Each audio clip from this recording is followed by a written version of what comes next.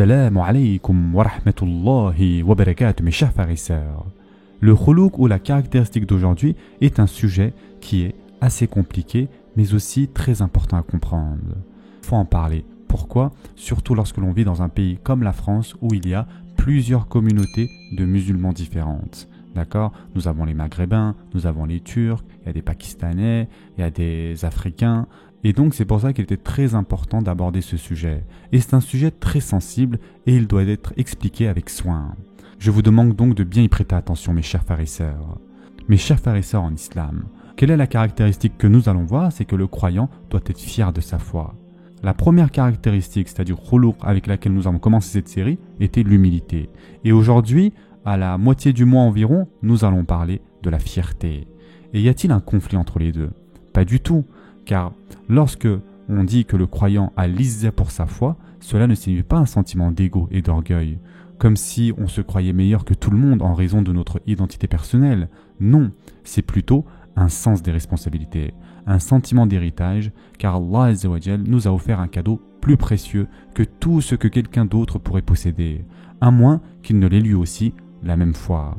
Cette prise de conscience, cette renaissance permet aux croyants de ressentir une responsabilité et une dignité en disant « Alhamdulillah, je suis musulman ». Et Allah Azza wa Jal dit dans le Coran « Quiconque veut la puissance, qu'il la cherche auprès d'Allah, car la puissance tout entière est à Allah. Vers lui monte la bonne parole et il élève haut la bonne action. » Surat Fatir, verset 10. Donc Allah Azza wa Jal dit « Celui qui veut l'honneur et l'izzah, où va-t-il la trouver ? Toute l'izzah appartient à Allah Azza wa Jal. Et à qui Allah Azza wa Jal l'a-t-il donné? L'izzah appartient à Allah, à son messager et aux croyants. Mais attention mes chers frères et sœurs en islam, cette izzah, ce n'est pas de l'orgueil. Nous devons bien sûr avoir l'izzatul islam, une dignité basée sur le fait d'être musulman, qu'Allah Azza wa Jal nous a guidés vers cette foi et que nous avons la responsabilité de transmettre et de l'incarner. Il s'agit donc d'un sentiment de dignité et de fierté, non pas en raison de qui je suis à l'échelle personnelle, mais en raison de ce que je représente. Non pas en raison de moi, de ma propre personne, mais en raison de ce que Allah Azza wa Jal m'a offert. Ainsi, lorsque l'on dit qu'il ne faut pas être fier, c'est vrai, mais lorsqu'on dit qu'il faut être fier de l'islam, c'est aussi vrai. Car nous ne sommes pas fiers de nous-mêmes, mais notre source d'izzah, d'honneur, provient de l'islam. Et le croyant doit toujours porter cette conscience et cette responsabilité en disant, comme Allah Azza wa Jal dit dans le Coran, « Louange à Allah qui nous a guidés à ceci. Nous n'aurions pas été guidés si Allah ne nous avait pas guidés. Les messagers de notre Seigneur sont venus avec la vérité. » Surat Al-A'raf, verset 43. Tout éloge revient donc à Allah Azza wa Jal, celui qui nous a guidés vers cela. Et nous n'aurions jamais été guidés si Allah Azza wa Jal ne nous avait pas accordé la guidance. Mes chers frères et sœurs en islam, le prophète sallallahu alayhi wa sallam a dit « Il n'est pas convenable pour un croyant de s'humilier lui-même. » Regardez comment le prophète sallallahu alayhi wa sallam a formulé cela. Il a dit « Ce n'est pas digne, ce n'est pas approprié. » C'est indigne d'un croyant de s'humilier, surtout au sujet de sa foi. Ainsi, lorsque quelqu'un se moque de notre religion, lorsque des gens rient de notre foi, le croyant ne doit pas en avoir honte. Le croyant est fier d'être identifié comme musulman. Surtout en ce moment avec tout ce qui se passe en France, avec cette islamophobie décomplexée, nous devons être encore plus fiers d'être musulmans. Et le croyant ne se cache pas. Après les terribles événements qui se sont passés dans le monde, mes chers frères et sœurs en islam, sous la pression politique, beaucoup ont ressenti le besoin de cacher leur identité. Il est vrai que lorsqu'une vie est en danger, la charia nous permet d'abaisser la barre, il n'y a aucun doute là-dessus. Mais lorsque quelqu'un se moque de vous et que vous changez juste par peur d'être gêné, alors là, il n'y a aucune excuse. Vous devez avoir le courage, la force et l'izzah, c'est-à-dire l'honneur qui découle de la croyance en Allah subhanahu wa ta'ala. Toute la sira du prophète sallallahu alayhi wa sallam, toute la vie des compagnons illustre cette izzah. Combien de fois notre prophète sallallahu alayhi wa sallam a-t-il été attaqué, moqué, humilié? On lui a jeté des choses dessus pendant qu'il était en sujoud. Mais jamais il n'a agi de manière indigne ou indécente. Son izzah, son honneur est ce qui demeure jusqu'à aujourd'hui. Et ce que les gens lui ont fait ont été oubliés. Il en est de même pour les compagnons. Ils ont été persécutés, parfois jusqu'à la mort, mais ils n'ont jamais abandonné leur izzah, cette dignité qui vient de l'islam. C'est cela le caractère du croyant. Il est fier, non pas de lui-même, mais de l'héritage qu'Allah Azza wa Jal lui a accordé.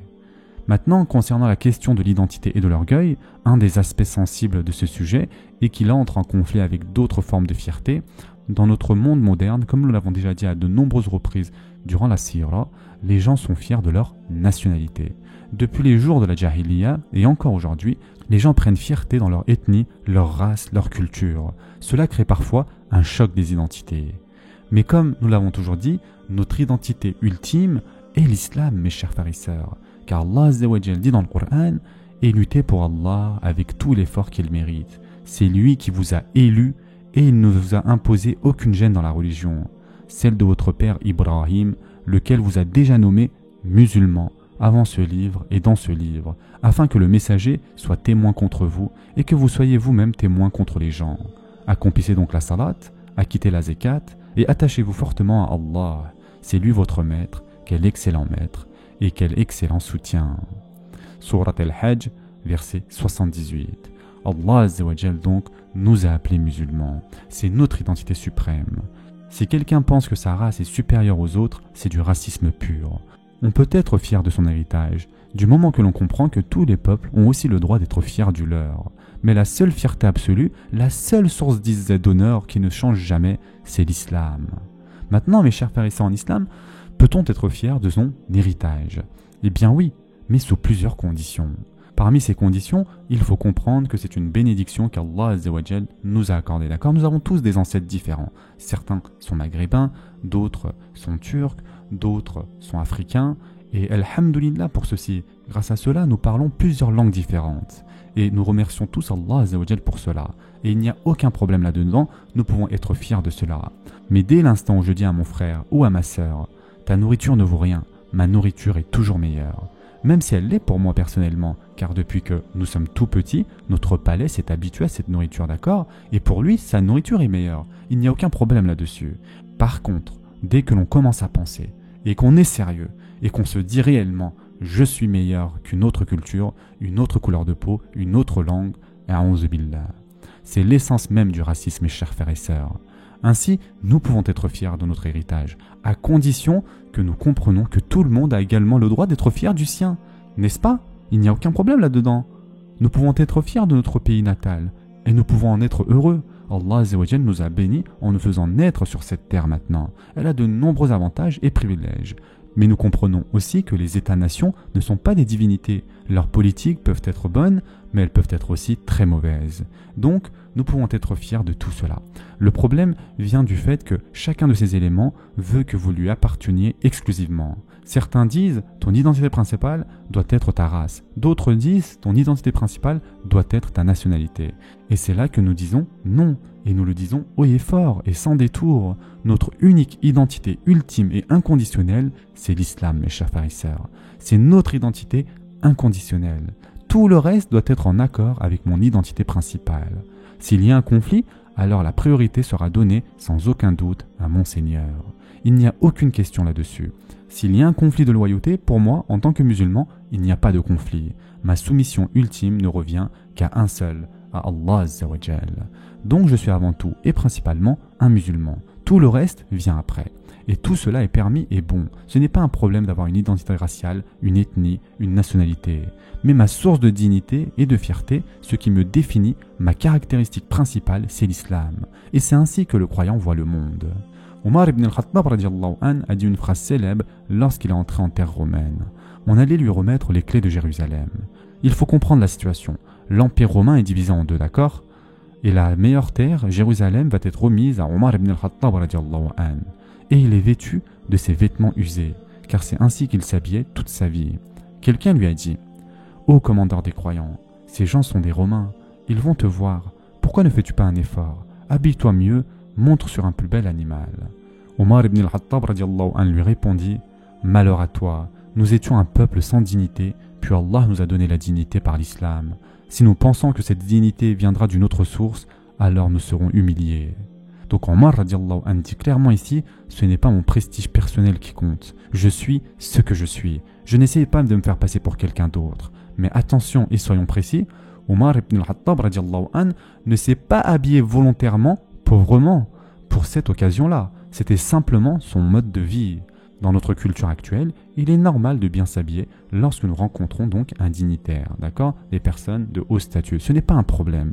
Mais ce qu'il dit, c'est « Je n'ai pas besoin de changer qui je suis. Cela fait 40 ans que je vis ainsi et je ne vais pas changer parce que je rencontre le gouverneur de l'Empire romain. » L'essentiel est que Omar radiallahu anhu comprenait que l'identité première est celle de l'islam. En résumé, mes chers frères et sœurs en islam, comprenez que votre étiquette ultime est celle du musulman. C'est votre étiquette ultime. Tout le reste passe sous ce terme. Ainsi, votre source de dignité et de fierté sera votre islam. Par conséquent, si quelqu'un se moque ou ridiculise votre foi, loin de vous cacher, assumez-la. Ne soyez pas gênés par votre islam. Il n'y a rien et absolument rien dont vous devriez avoir honte. Ne soyez pas gênés lorsque quelqu'un essaye de vous faire ressentir de la honte à propos de votre foi. Apprenez à défendre votre foi, et j'insiste là-dessus. Apprenez à défendre votre foi, bien sûr, avec sagesse et avec la bonne méthodologie de prêche et d'enseignement. Mais ne soyez jamais gênés d'être musulmans. Ne soyez pas gênés de prier en public lorsque cela est nécessaire. Si nous avons honte de prier en public ici, alors qu'en est-il des endroits comme la Chine, où la prière est interdite, des endroits où les musulmans sont persécutés? Nous devrions donc plutôt avoir honte de notre propre faiblesse. Cependant, il faut insister sur une chose. Avec le climat actuel en France, ne priez pas délibérément en public alors que vous avez la possibilité de le faire donc chez vous en intérieur. D'accord? C'est vraiment dans le cas où l'heure de la prière est arrivée, vous n'avez pas d'autre solution et vous devez prier. Le musulman doit être pragmatique. D'accord? Il ne doit pas se mettre volontairement en danger, surtout actuellement avec cette politique islamophobe. Et donc, si je dois prier, bien sûr, je trouverai un coin discret. On ne prie pas au milieu de la rue, évidemment. On peut se dire, je vais juste prier ici, c'est une prière rapide, si cela est nécessaire, pas de problème. Mais vais-je cacher ma foi, changer mon nom, effacer mon identité musulmane? Pour quelle raison devrais-je faire cela? Maintenant, bien sûr, si votre vie est en danger, c'est une autre situation. Mais ici, nous parlons simplement de se faire moquer parce que nous prions en public. Allah Azza wa Jal dit dans le Coran, et lorsque vous faites l'appel à la salat, ils la prennent en raillerie et jeu. C'est qu'ils sont des gens qui ne raisonnent point.